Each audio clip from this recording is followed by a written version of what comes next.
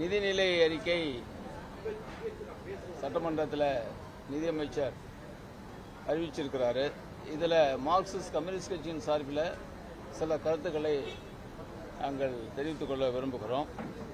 பொதுவாக இந்த நிதிநிலை அறிக்கை ஒரு பாராட்டப்பட வேண்டிய நிதிநிலை அறிக்கை என்று தான் நாங்கள் பார்க்குறோம்.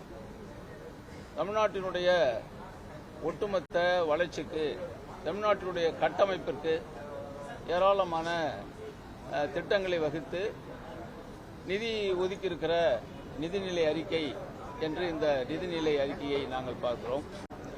அதே நேரத்தில் தேர்தல் கால வாக்குறுதிகள் 1-2 முக்கியமான வாக்குறுதிகள், போக்குவரத்து தொழிலாளிகள், அரசு ஊழியர்கள், இது மாதிரியான சில வாக்குறுதிகளையும் இந்த நிதிநிலை அறிக்கையில் எதிர்பார்த்தோம். அநேகமாக மானிய கோரிக்கையில் அந்த கோரிக்கைகள் எல்லாம் நிறைவேறும் என்கிற எதிர்பார்ப்பு எங்களிடம் இருக்கிறது.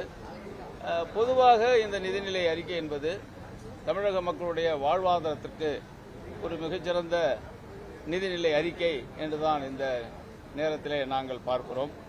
குறிப்பாக பார்த்தீங்கன்னா, அந்த கலைஞரினுடைய கனவு இல்லம், அது ஏழை எளிய மக்களுக்கான இந்த திட்டம், அது 8 லட்சம் கான்கிரீட் வீடுகள் ஏழை எளிய மக்களுக்கு கட்டித்தரப்படும் என்கிற இந்த அறிவிப்பு அது வரவேற்க வேண்டிய ஒரு அறிவிப்பு தான்.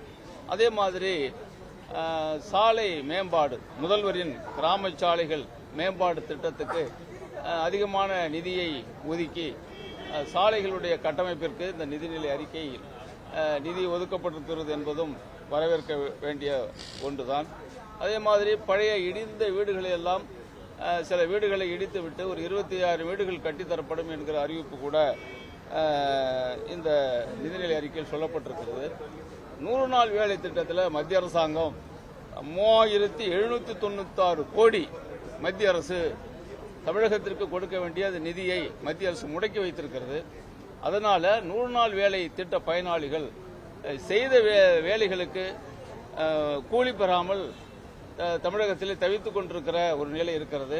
அதை கூட நாங்கள் ஏற்கனவே நம்முடைய அரசினுடைய கவனத்திற்கு கொண்டு வந்தோம். நம்முடைய நிதியமைச்சரும் டெல்லிக்கு சென்று நேரடியாக ஒன்றிய நிதியமைச்சரை பார்த்து அந்த நிதியை உடனடியாக விடுவிக்க வேண்டும் என்று சொல்லியும் கூட மத்திய அரசாங்கம் அந்த நிதியை விடுவிக்கவில்லை. அதற்கான முயற்சியை தமிழக அரசு எடுத்துக்கொண்டு வருகிறது என்பதை இந்த நேரத்தில் நாங்கள் பாராட்ட கடமைப்பட்டிருக்கிறோம். ஆகவே ஒன்றிய அரசு உடனடியாக இந்த 100 நாள் வேலை திட்டத்திற்கான அந்த நிதியை 3796 கோடி ரூபாயும் விடுவிக்க வேண்டும் என்ற நேரத்தில் நாங்கள் கேட்டுக்கொள்ள கடமைப்பட்டிருக்கிறோம். அதே மாதிரி ஏராளமான கூட்டு குடிநீர் திட்டங்களின் மூலமாக தமிழகத்தில் இந்த குடிநீர் பிரச்சினையை தீர்ப்பதற்கான ஒரு நிதியை ஒதுக்கி அந்த முயற்சியில் நம்முடைய தமிழ்நாடு அரசாங்கம் முயற்சி செய்வதையும் இந்த நேரத்தில் நாங்கள் பாராட்டுகிறோம்.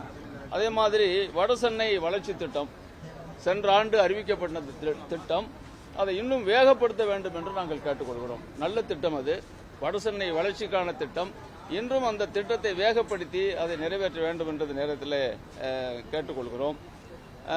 கலைஞர் உரிமை தொகை ஏராளமானவர்களுக்கு கிடைத்திருக்கிறது, சிலருக்கு இன்னும் கிடைக்கவில்லை. அதை கூட இந்த நிதிநிலை அறிக்கையில் விடுபட்டவர்களுக்கு கண்டிப்பாக அந்த உரிமை தொகை கிடைப்பதற்கான ஏற்பாடுகளை செய்கிறோம் என்று சொல்லியிருக்கிறாங்க. அதையும் கொடுக்க வேண்டும் என்ற நேரத்தில் கேட்டுக்கொள்கிறோம்.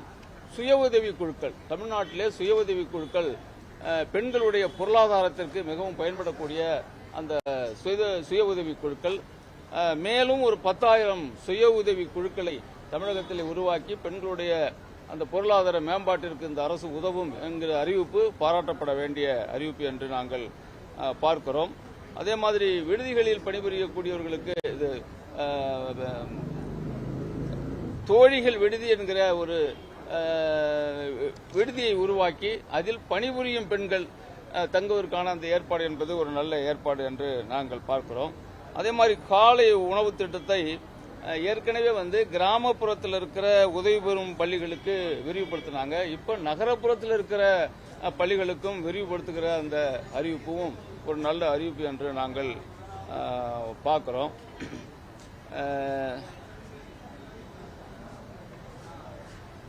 அதே மாதிரி இந்த பள்ளிக்கு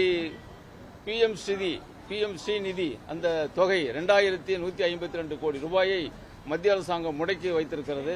அது தமிழ்நாட்டினுடைய கல்வி வளர்ச்சிக்கு, மாணவருடைய கல்வி வளர்ச்சிக்கு பாதகமான அம்சம்.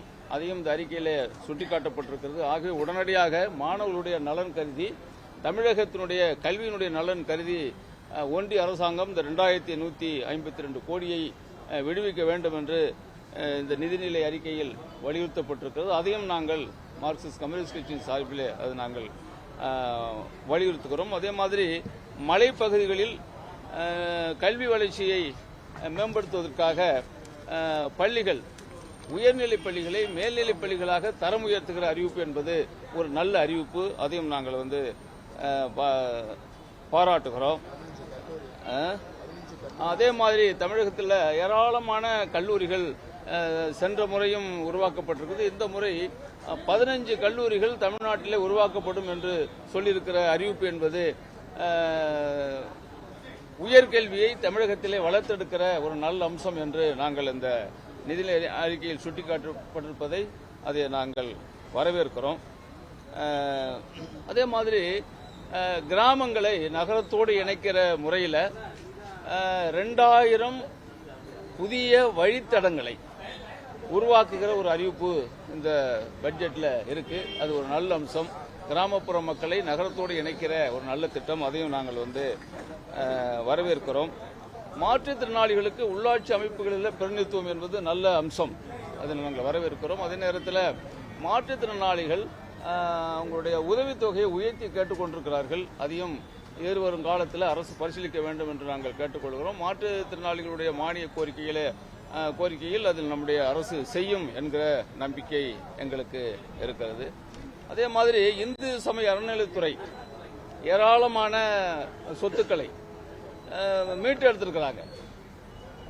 வசதி படைத்தவர்கள் வைத்திருந்த சொத்துக்கள் தான் மீட்டெடுத்திருக்காங்க. நல்ல அம்சம். அதை மீட்டெடுக்க வேண்டும். ஆனால் அதே நேரத்தில் ஏழை எளிய மக்கள் குடியிருந்து வரக்கூடிய இடத்தை அவர்களுக்கு பட்டா செய்து கொடுக்க வேண்டும் என்கிற நீண்ட நாள் கோரிக்கை கோயில் நிலங்களில் குடியிருக்கக்கூடிய மக்களால் எழுப்பப்பட்டிருக்கிறது. அதே மார்க்சிஸ்ட் கம்யூனிஸ்ட் கட்சியும் நாங்கள் அதை எழுப்பிக் கொண்டு வருகிறோம். அது குறித்து இந்த நிதிநிலை அறிக்கையில் இல்லை. ஆகவே பெரிய வசதி படைத்தவர்களிடம் இருக்கிற சொத்துக்களை மீட்க வேண்டும். அதே சமயத்தில் ஏழை எளிய மக்களுக்கு ஒரு 400 அடி, 500 சதுர அடி, 800 சதுர அடி, 300 சதுர அடி, இப்படி சிறிய இடத்தில் குடியிருக்கக்கூடியவர்களுக்கு அவர்களுக்கு பட்டா செய்து கொடுக்க வேண்டும். அதே மாதிரி அந்த வீட்டு வரி கடுமையாக இருக்கிறது. அது தொடர்ந்து நம்முடைய அரசுக்கு சொல்லி கொண்டு வருகிறோம். அதையும் பரிசீலிக்க வேண்டும் என்று நாங்கள் இந்த நேரத்தில்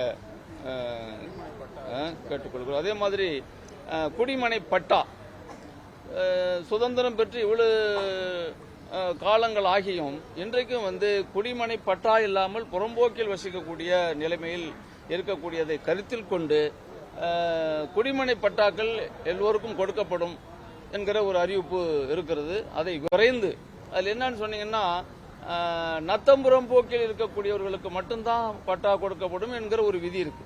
நாங்கள் என்ன சொல்றோம்னா நத்தம்புறம் போக்கில் இருக்கக்கூடியவங்களுக்கும் கொடுக்கணும், மற்ற புறம்போக்கில் இருக்கக்கூடியவங்களுக்கும். அது புறம்போக்கு என்கிற அந்த நிலையோடு நீண்ட காலமாக குடியிருக்கக்கூடியவர்களை நீங்க ஆய்வு செய்து எல்லா அரசு புறம்போக்கு எந்த புறம்போக்கில் இருந்தாலும் அவர்களுக்கு பட்டா கொடுக்கிற ஒரு ஏற்பாட்டை எதிர்காலத்தில் செய்ய வேண்டும். இந்த அறிவிப்பு என்பதை வரவேற்கிறோம். அதே சமயத்தில் எல்லோருக்கும் பட்டா கொடுக்கக்கூடிய, யாருமே இந்த நாட்டில் புறம்போக்கில் குடியிருக்கிறோம் என்ற நிலை இருக்கக்கூடாது. சொந்த பட்டாவில் குடியிருக்கிறோம் என்கிற நிலையை, அது ஒரு சுயமரியாதை பிரச்சனை. அதை அரசு பரிசீலிக்க வேண்டும் என்று நாங்கள் கேட்டுக்கிறோம். அதே மாதிரி அரசு ஊழியர்களுக்கு நீண்ட நாள் கோரிக்கை ஏராளமாக வச்சிருக்கிறாங்க. அதில் இந்த ஈட்டிய விடுப்பு சரண்டர் ஒன்று அறிவிச்சிருக்கிறாங்க. அது அவங்க நீண்ட காலமாக அரசு ஊழியர்கள் கோரிக்கை வச்சிருக்காங்க. அது ஒரு நல்ல அம்சம். இருந்தாலும் அவர்களுடைய கோரிக்கை இன்னும் நிறைய இருக்கிறது. அதையும் அரசு பரிசீலிக்க வேண்டும் என்று இந்த நேரத்தில் நாங்கள் கேட்டுக்கிறோம். அதே மாதிரி பெண்கள் சொத்துக்கள் வாங்கும் பொழுது பெண்கள் மீது அது பதிவு செய்யப்பட்டால் அந்த பதிவு கட்டணம் குறைக்கப்படும் என்கிற ஒரு இதுவும் இருக்கு. அது பெண்களுக்கு சொத்துரிமை வழங்குகிற ஏற்பாடு என்று நாங்கள் பார்க்கிறோம். பொதுவாக இந்த நிதிநிலை அறிக்கை ஒரு நல்ல நிதிநிலை அறிக்கை. தமிழக மக்களுடைய வாழ்வாதாரத்திற்கு பல வகையில் பயன்படக்கூடிய நிதிநிலை அறிக்கை என்று சொன்னாலும் கூட 1-2 விஷயங்கள் நீண்ட காலமாக தொழிலாளி வர்க்கம் கோரி வருகிற சில கோரிக்கைகள் அரசு ஊழியர்கள் கோரி வருகிற சில கோரிக்கைகள் இருக்கிறது. அதையும் எதிர்காலத்தில் இந்த மானிய கோரிக்கையில் பரிசீலித்து அதையும் நிறைவேற்றி தர வேண்டும் என்று கேட்டுக்கொள்கிறோம்.